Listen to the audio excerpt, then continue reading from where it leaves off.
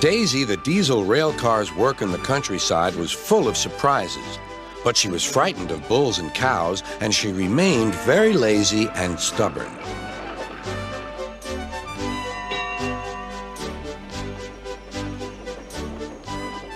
One day, Toby brought Henrietta to the station where Percy was grumpily shunting. "Hello, Percy. I see Daisy's left the milk behind again." "I'll have to make a special journey with it, I suppose." "Anyone would think I'd nothing to do," grumbled Percy. "Tell you what," replied Toby, "I'll take the milk, you fetch my freight cars." The drivers and station master agreed.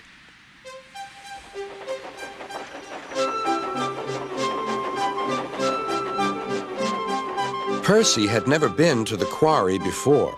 He began ordering the freight cars about. "Hurry along," he said.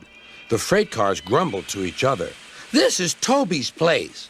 Percy's got no right to poke his funnel up here and push us around."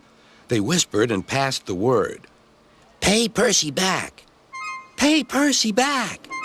"Come along," puffed Percy. "No nonsense." "We'll give him nonsense," giggled the freight cars. But they followed so quietly that Percy thought they were under control.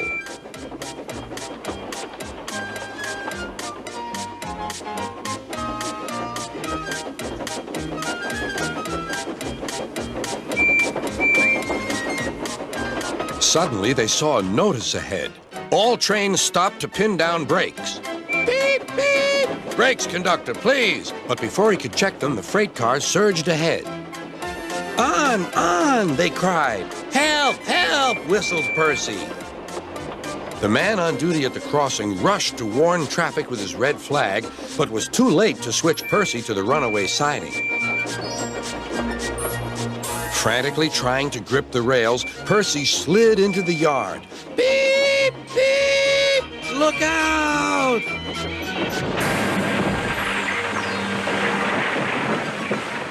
The brake van was in smithereens. Percy's driver and fireman had jumped clear, but Percy was stranded. Next day, Sir Topham Hatt arrived. Toby and Daisy had helped to clear the wreckage, but Percy remained on his perch of freight cars. "We must now try," said Sir Topham Hatt, "to run the branch line with Toby and a diesel. You have put us in an awkward predicament, Percy." "I am sorry, sir." "You must stay there till we are ready," continued Sir Topham Hatt. "And you really must be more careful with freight cars." Percy sighed. The freight cars groaned beneath his wheels. He quite understood about awkward predicaments. Sir Topham Hatt spoke severely to Daisy, too. "My engines work hard. I send lazy engines away." Daisy was ashamed. "However, Toby says you worked hard after Percy's accident. So you shall have another chance." "Thank you, sir," said Daisy. "I will work hard. Toby says he'll help me." "Excellent. What Toby doesn't know about branch line problems isn't worth knowing. Our Toby's an experienced engine." Next day, Thomas came back. And Percy was sent to be mended.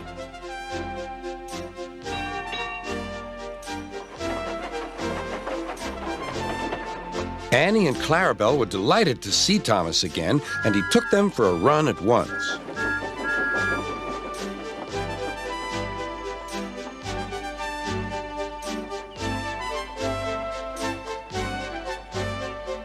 All are now friends, and Toby has taught Daisy a great deal.